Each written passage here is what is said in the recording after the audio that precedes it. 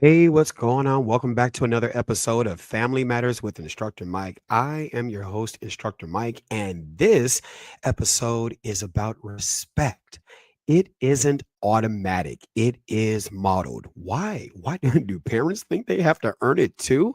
Well, let's talk about it. Let's take a journey through family dynamics and child development. Let's go. Here we go. So, this is the contents of today's presentation: the myth unveiled, challenging automatic respect and exploring relational responses versus role based guarantees. Two, early childhood lessons: what education teaches us about earning trust through safety, patience, and compassion. Three, parenting as service: understanding parenting as a service role and modeling emotional regulation for children. And then lastly, the science and practice: developmental research and practical scaffolding techniques for building authentic respect. Let's dive into it. All right. Welcome to Family Matters with Instructor Mike. We just don't raise them, we teach them. We're going to challenge these uncomfortable truths about parenting respect and offering a liberating perspective for those ready to evolve as parents, teachers, and caregivers in building authentic relationships with children. Here we go. So let's talk about the myth of automatic respect. Now, there are four tiers of what I call the ecological constructs theory: society, culture, family, and then you. There are societal constructs, cultural constructs, family constructs, and then what you construct. And culture can have expectations within those cultures. And in many cultures, especially in Black and Brown communities, children hear phrases like, "You better respect me. I'm your mama. Or I'm your daddy. Or I brought you into this world." I'll complete that sentence, right? This belief, it creates a belief system where children are expected to automatically give what adults may not have actually earned. And the truth is, respect is a relational response, not a role-based guarantee. Just because you created life doesn't mean you know how to cultivate it. And this is important to be honest with one's self about. The developmental science in this is that children respond to how safe they feel, how patient you are, and whether you truly see them, not just their behavior.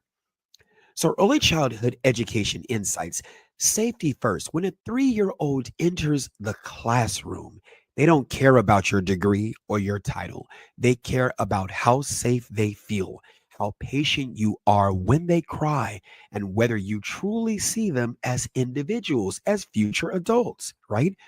Earned trust. Children do not automatically give attention or respect.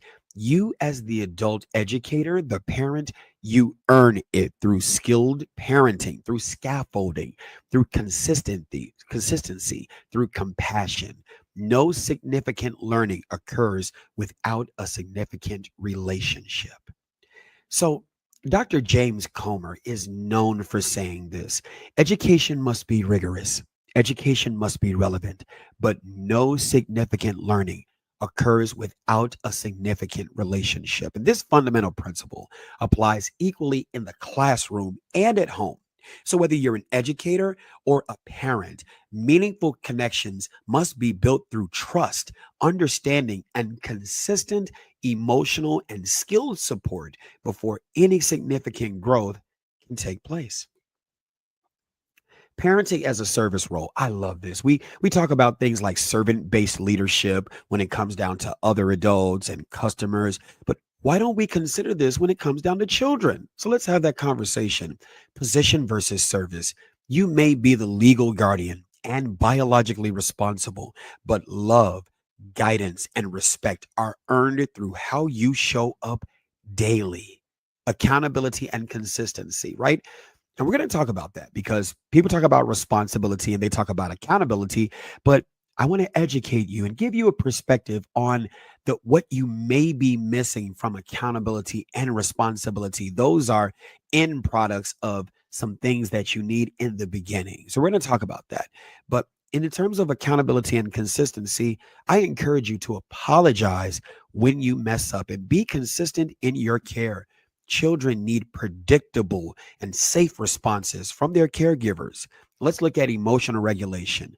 Model emotional regulation consistently. Children learn how to manage feelings by watching how you handle your own emotions and reactions. Active listening. Listen to your child's concerns with genuine interest. Their thoughts and feelings matter regardless of their age or developmental stage. The developmental science. Let's get scientific behind this. Let's look at the developmental science behind respect. Attachment theory. John Bowlby and Mary Ainsworth shows secure relationships are built, not demanded. Trust develops through consistent, responsive caregiving over time. If we look at emotional construction with Dr. Lisa Feldman Baird and her theory of constructed emotion, she teaches that emotions are constructed. We are not born with emotions, we are born with senses: sight, taste, touch, hearing, and smell. We're not born with our emotions. They are constructed. Children learn safety or fear based on what we teach them to expect. So if they're heavily emotional, we have to ask ourselves, did the environment give them these emotions to be heavily laden with? Let's look at the zone of proximal development. Lev Vygotsky and research shows that children grow best when they are supported, not shamed, silenced, or scared into submission through fear-based control. And let's look at long-term character. Forced respect through fear may get short term obedience, but doesn't build authentic long term character or emotional intelligence. And it for sure does not help them with problem solving skills. So let's scaffold respect at home. Step one, model respect. Let's look at the definition of respect. I encourage you to stop this for a minute and look at the actual definition in the dictionary of respect. What you may find is it says respect, noun, a feeling of deep admiration for someone or something elicited by attributes, qualities, achievements, etc. Right? So let's slow that down. A feeling, a feeling. So I'm going to ask you this question. Be honest with yourself. Are you entitled to my feelings? Am I entitled to your feelings? Right? A feeling is a subjective thing that a person is entitled to. They are entitled to how they feel, not how you feel. They're entitled to how they feel. So we must model respect by looking at the definition of that first.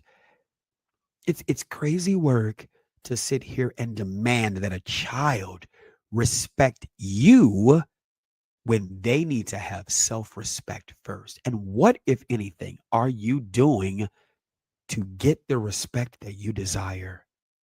And we must ask ourselves, why are we forcing our children to have a feeling of like about us because of a thing? Why are we forcing that?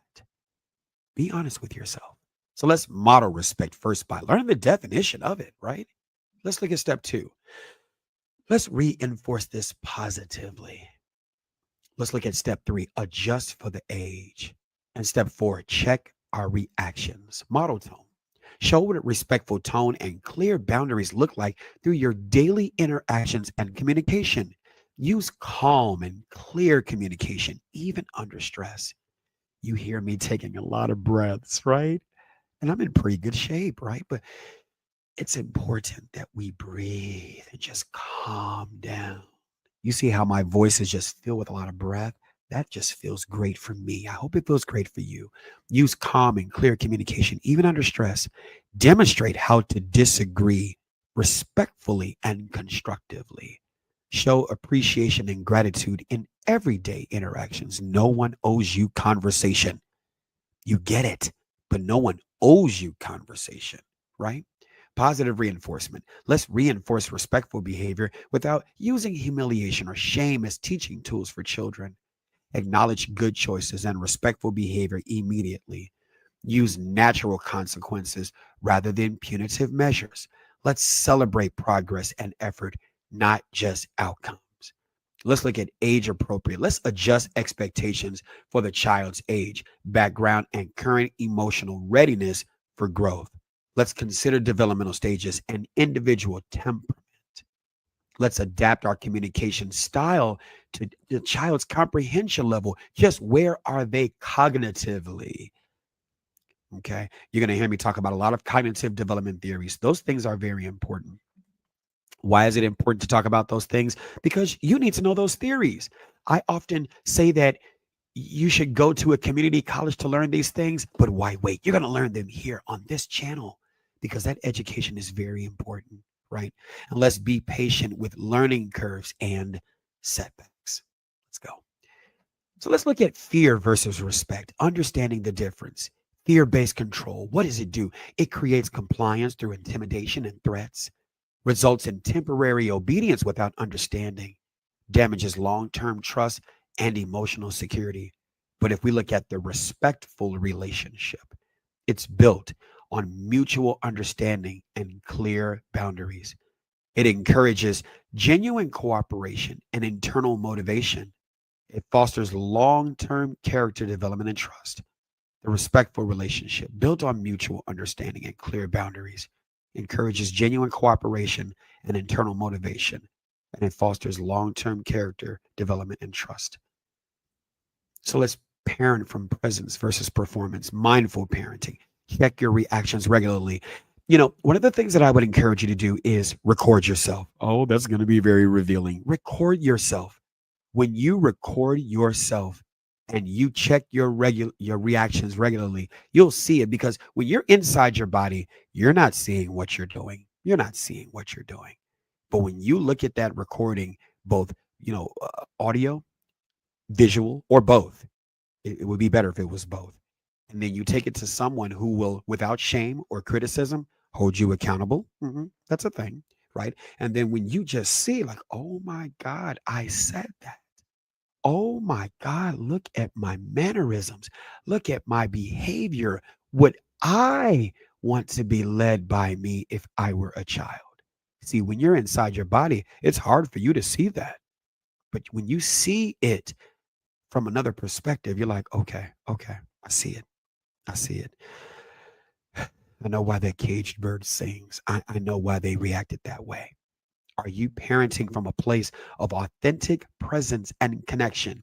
Or are you performing the role based on expectations and cultural pressure from others?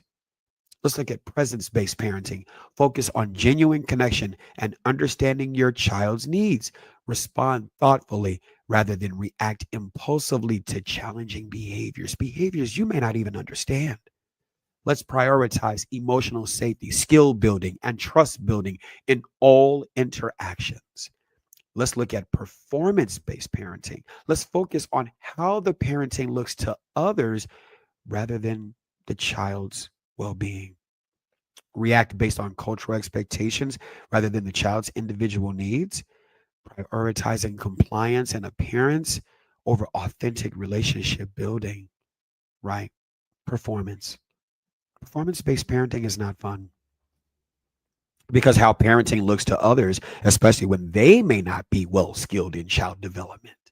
You see what I'm saying? This is why it's so important for you that when you're in tune with how children develop, how you perform and your presence just looks totally different. It looks totally strange to someone who's who thrives on making their child perform to make the adults feel good.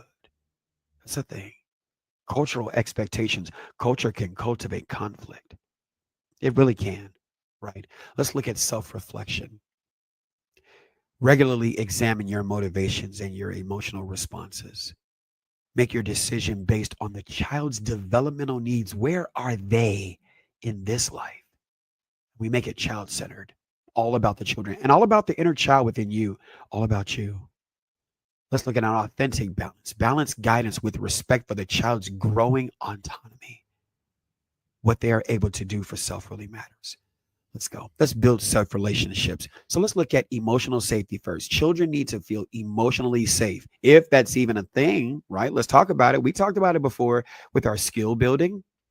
Teach them the fix, not necessarily the feel. The emotions, if they are there, they need to make sense. It really needs to make sense.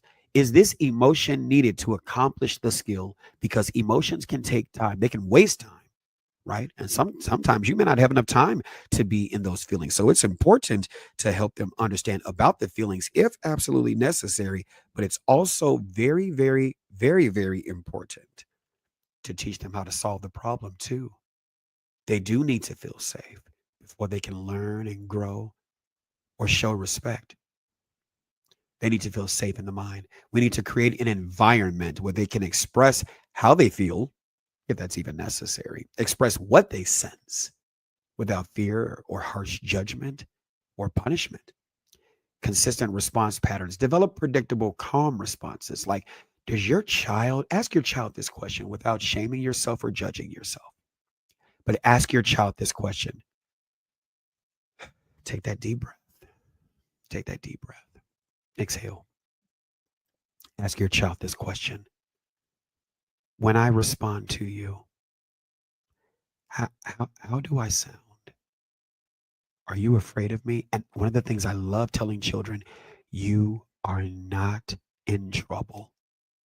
You are not in trouble. The science behind that. We're going to talk about that. You are not in trouble. Why would I say that? Because it calms the brain from being afraid to be wrong, from being afraid to answer. It calms them. This is science, not just my opinion. It's science. When they feel afraid and they are afraid of you, they sense fear. So their body is whatever yes you get from them is a counterfeit yes. And this is according to FBI hostage negotiator, veteran hostage negotiator, Chris Voss. When they are afraid of you, the yes that you get, yeah, but it's a counterfeit yes. It's a yes to get you to stop. They know what you want to hear, and they're going to tell you what you want to hear, but it's not how they really feel. Right? So you're not in trouble. But when I respond to you, am I calm? Is it positive? Ask them that question. Here we go.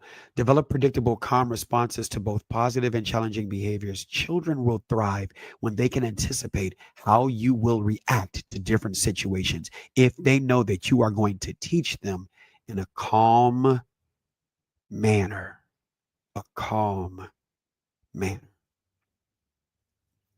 then they know they can come to you with anything. They're not afraid to be wrong with you because you're going to guide them towards knowing how to solve the problem. Growth oriented mindset.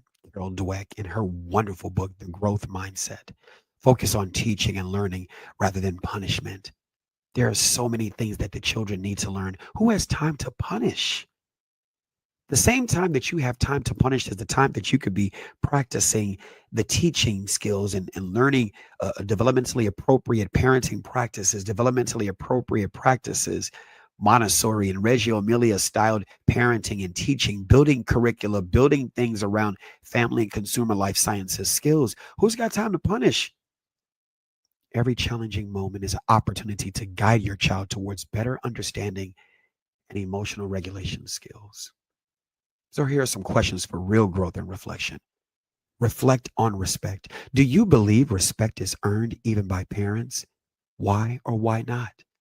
Consider your own childhood experiences and shape your beliefs about, strike that. Consider how your own childhood experiences can shape your beliefs about authority and respect in family relationships. Did you live in that type of home where you were afraid for asking questions? You were afraid of coming to her with the things that you, or him, or both. You were afraid to come to them for the things that you really wanted answers for, and you kind of felt that I can't go to my mom or my dad. They'll just criticize me. They'll just talk about me. They'll shame me. They'll make me feel bad. And ask yourself, are you doing that with your child? Give yourself grace. It's a repeatable pattern, but you can break it. You can break it if you want to. Let's look at fear versus respect. What's the difference between fear and respect? And how would your child describe you? We just talked about that earlier, didn't we? Ask yourself honestly, Do your children comply out of love and understanding or out of fear of consequences? And how do you even frame that word consequences? If you treat consequences as negative, again, not your fault. It's what you were taught. But if you do it out of fear of consequences, and if you frame consequences as a negative thing, it's time to reframe that. Consequences, by definition, are neither positive nor negative. They are simply what they are. Now, they can be judged as positive or negative, but that depends on how you see positive or negative, good or bad. In the Greek, what is good or what is bad is a subjective assessment. It is up to the person to determine whether it is good or bad. Let's look at training and preparation. If teachers are trained to earn trust, should parenting come with training too? Consider how professional development could enhance your effectiveness as a parent and caregiver in your family. Let's look at relationship versus position, the key difference. Position based authority. John C. Maxwell, leadership guru, in his wonderful book, The 360-Degree Leader, I remember him talking about this. You have certain people who want respect based on the position that they hold. They rely on titles, roles, and hierarchical power structures. They expect automatic obedience without building genuine connection. What does it often result in? Compliance without understanding or growth. But if it's relationship based leadership, it's built on trust. It's built on understanding. It's built on consistent emotional and skill availability. When they come to you, do they trust that you actually know how to help them, that you actually can help them, that you're knowledgeable, skilled, abled, competent, confident, and have the capacity to actually be able to help them?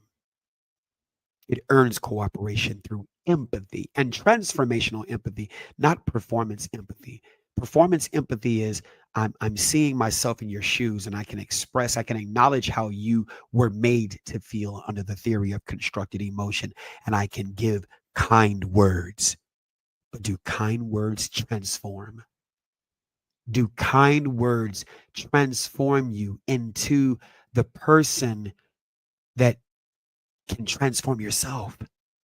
Do kind words help you learn how to solve the problem? They can if those kind words are based in skill and teaching. And that's empathy that's transformative. That's helping you gain agency. Yeah. Creating lasting character development and internal motivation, the desire to want to do for self, the ability to want to do for self, because it's not just the desire. Do we have the ability to do for self? The courage to change those generational patterns, that really matters. Question what you've learned. It takes courage to examine and question the parenting methods you experienced, recognizing what served you well and what caused you harm. Commit to growth. Choose to teach better rather than simply repeating patterns from your childhood, even when it requires learning new skills and approaches. Build better relationships. Focus on creating the kind of parent child relationship you wish you had experienced, prioritizing connection over control. So, here are some practical steps for earning respect daily. Communication excellence. Transform how you communicate by prioritizing clarity and empathy and age appropriate explanations that actually help children understand expectations and boundaries. Use I statements to express feelings, if even necessary, without blaming or shaming your child. I would even go so far as to say, I would like to help you learn how to solve this problem before we even talk about feelings. Let's not front load our child's brains with feelings. I would like to help you solve this problem. Or, you know what? I don't even know how to fix this, but I would like to take you to someone who I feel can actually help us solve this problem. Would you like to go with me? Come on, let's go. Because you need to know this. Explain the why behind rules and expectations in language they can understand. That's important. You know, that's one of the things that I talk about when I talk about specialists. Sometimes when you learn the nomenclature of the industry that you're in, You learn the language, and we want to use that language so much, and it's important, but you have to explain it the way they learn. I encourage you to look at Professor Nick Winkelman. I hope I said his name right. The language of coaching. The language of coaching. That's important. That's very important. Listen actively to your child's perspective before responding or making decisions. Consistent emotional availability. Let's go back to that. Listening to your child's perspective. I don't want to move past that. Listen to your child's perspective before responding or making decisions. Your child's perspective matters. And if they feel that they are not being heard, then that would encourage them to shut down. I love it when children talk to me. I love it when they give me their perspective. I love it when I try the best that I can to make them comfortable, to help them understand that their voice actually matters. Their voice actually matters. It really does. Consistent emotional availability. Show up emotionally and skillfully for your child in both good times and challenging moments. There's a statement in this culture where they're like, "Well, I'm with you when you're right." And I'm sitting here like, "Well, I'm with you not only when you're right, I'm with you when you're wrong. I'm with you when you're good. I'm with you when you're bad. I'm with you when you're up. I'm with you when you're down. I am with you. I am for the child. The 100 languages are there. Even when you think you have failed yourself, I am here with you to teach you. You can count on me." How is it we as adults want other people to be with us with the good times and with the bad, when we're up and when we're down, when we're legal, when we're illegal, when we're moral, when we're immoral, when we're going through life's ups and downs? We want adults to be there, but we so quickly dismiss the children. Why is that? Jesus said, "Suffer the little children to come unto me, for theirs is the kingdom." Yeah, that matters. Demonstrate that your love and support are unconditional. Maintain calm energy during conflicts, modeling emotional regulation for your child. Celebrate your child's successes and provide comfort during their struggles. Be present and engaged during daily interactions, putting away as many distractions as you can when possible. And boy, do we get into our distractions, don't we? Here we go. The long term impact of respectful parenting, emotional intelligence development. Children raised with respectful parenting develop stronger emotional intelligence, better regulation, self regulation skills, and healthier relationships throughout their lives. They learn to identify, express, and manage their emotions effectively, leading to greater success in personal and professional relationships as they mature. Now, they also need to learn about how to build relationships, because you can have emotional resilience all day, but if you don't understand how to build relationships, yeah, and the context of that relationship building too. So we're going to talk about that on these pages. What are these pages that I'm talking about? Dad, I wish I knew. That's one of my YouTube pages. Okay. Avoiding unnecessary mistakes. That's another one of my YouTube pages. And Family Matters with Instructor Mike. When I share these across all three pages. Why? I hope that somebody in the future gets this stuff, right? I mean, that's one of the things that I've learned is that there's so much content out there on YouTube that if you put that stuff out there, you never know what a person may find and how they may run across it. But this one PowerPoint, there are times as an autodidactic learner, as a person who's self taught and loves to learn, there are times where I've seen information from podcasts and stuff like that on pages that didn't get a lot of views, don't have a lot of followers, but it helped me. Yeah, put that stuff out there. Here we go. Lasting parent child bond. When respect is earned rather than demanded, parent child relationships remain strong into adulthood. And these children are more likely to seek guidance from parents, maintain close family connections, and model healthy relationship patterns in their own families and communities.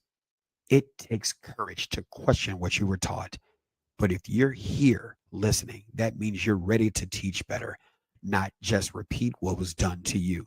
And this journey of conscious parenting requires bravery, self reflection, and the willingness to break generational cycles.